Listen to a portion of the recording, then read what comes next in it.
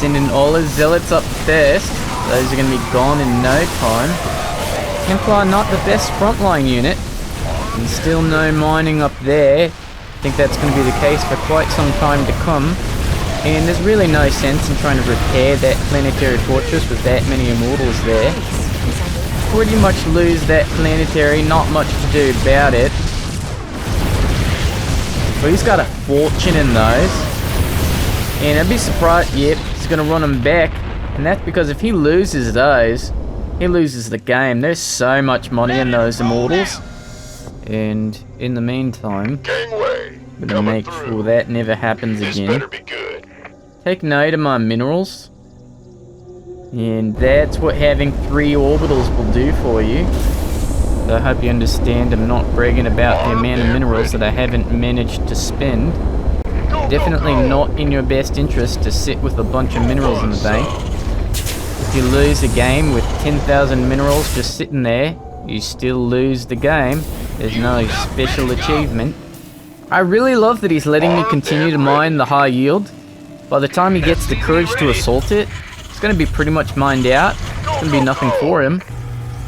And now with my army of barracks finishing, I'll have tons of units rallying after every battle. And there's no way he can match that. I wonder if he used a pylon and an observer to get that up there. I don't see the warp prism anywhere. Nonetheless, I'm going to lose that tank, lose that SUV, I'm going to lose that turret. But if you think that he's just now starting to mine again from that expansion, that was a long time a single tank held him out of his base. So I really gotta say, if you're a Terran, don't think that the only way to assault your opponent is straight on. In fact, open field battles really favor Protoss and Zerg opponents. You want to make them attack you, attack your stronghold, where the terrain favors your ranged units, and harass with drops, and keep them contained. And that's really as ridiculous as this strategy is, rushing to Planetary Fortress. There is a certain amount of actual sense here. I'm keeping him in his base while I get to take the rest of the map and harass him safely with drops.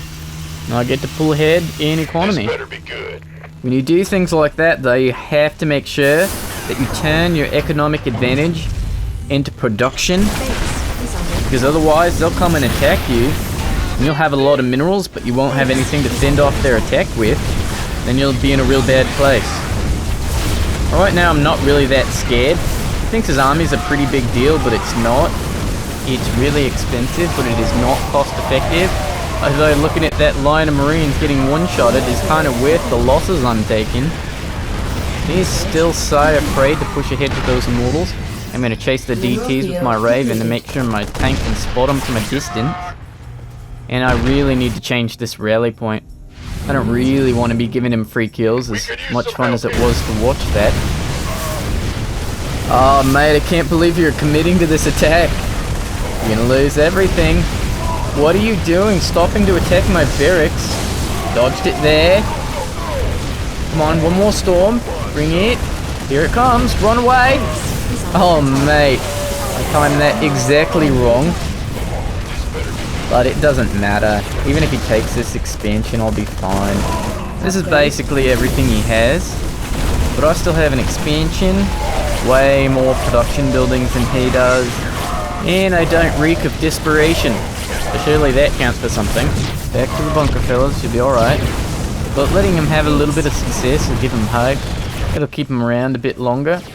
Really use a planetary there. And I'd rather have fun than have him GG out early. A lot of Marines there. Gotta do something about that. Hey, help out your brothers, mate. Sitting here just lazing about. It's ridiculous. Gotta be tried for treason for something like that. So out of all this, I pretty much just ended up trading the high yield for the island. Not sure why he's so fixated on killing that command center. He really didn't go for any key infrastructure. He didn't have the mind about him to go after supply depots, for example, which would have put me behind a little bit and allowed him to catch up in army count. I think he thought if he took out that expansion I'd be crippled. I don't suppose he imagined that I had expansions everywhere else. In a lot of production buildings elsewhere. Why scouting is so important. In that kind of all-in attack with Immortals, which is a really sly army, and if you don't win, it's gonna die where you attack. You gotta be certain you're gonna win with that attack, or else you're gonna lose everything you invested in that army, and it's gonna hurt a lot. Alright, I guess every man has his limit. He draws a line at me taking a 5th base. Until this point, he's kind of just cast a blind eye. I'm gonna do something just a little bit cute. I'm gonna put my tank up there, keeping it forever safe against zealots. That's all it really seems to want to make. I'm not sure why. And that was doomed to failure. I'm gonna take that back, finish mining it out. I'd like to finish what I started. At this point, I pretty much just want to take every base on the map if I can manage. If you remember my metaphor, I've just kicked his ass, but I don't have a hit. So I'm like, mate, can you stand just there, looking just a little bit pathetic and kind of forlorn? Yep, just like that. Yep, don't move a muscle. I'm going to run to the store, pick up a really nice hat, and I'll be back. And I know exactly what hat I'm getting. I'm getting the one with the propeller on the top. It's multicolored, made for a child's head. Has no chance of fitting him right. And when I get back, by now the blood's dripping down his face. It's getting a little bit sticky. He's uncomfortable. Sun's making him squint a little bit. And I say, put this hat on, mate. And he's pretty sheepish at this point. He's not sure if I mean it, but he's definitely afraid. So he puts it on anyway, and I get out the digital camera and snap a shot of me killing his zealots just sitting there getting Seeker missiled to death while the wind blows the propeller around on his stupid hat. But I guess my metaphor is getting a little bit mixed now. But the point is, we've arrived at the place in the game where it's quite a lot sad that he's still staying in it. I'm gonna cover the map in planetary fortresses. Go ahead and secure every last scrap of land. Upgrade complete. And there's no reason he should be here. Any hope he might have harbored after that first attack surely must be gone now. And I think he's gonna mount one last pathetic attack with the same army composition that failed him last time. Not entirely sure what he thinks is going to change this time around. He's got a few more Templars this time, and that's a nice improvement. Pleasantly going to corral them over there. I'll go ahead and take them out with some auto turrets. And those should be taken care of quite easily. I understand I have enough Marines to deal with this, but you gotta teach the SCVs to defend themselves. Not always gonna be a Marine around to save them. Now for him, turning those Templars into Archons was actually a stroke of genius. You gotta give him some credit for that. It was pretty sharp maneuvering. I now have a solitary Archon wreaking havoc in my base. As I survey the map elsewhere, I can only imagine the destruction back in my base. Oh, it's horrible. It's a great tragedy. And now I think it's time to test the Hellion versus Archon matchup. At this point in the game, if the Archon kills my Hellion, I'll just leave. That would be a crushing defeat.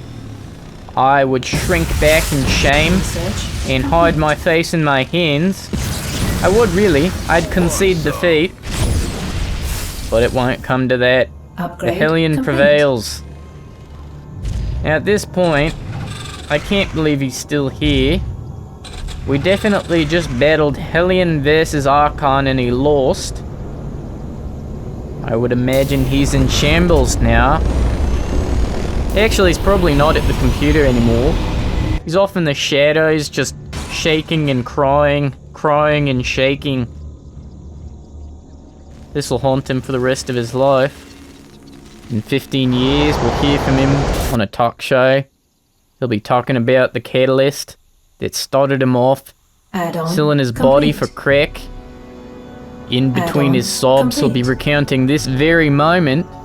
They'll lead him to my house, cameras in tow, and he'll forgive me all teary-eyed and wiping his nose on his sleeve, his mascara running down to his lipstick, because let's face it, he's still selling his body for crack. He's just on the talk show for money to buy more crack. And I'll say, mate, you should have tech switched, and I still won't give him the GG.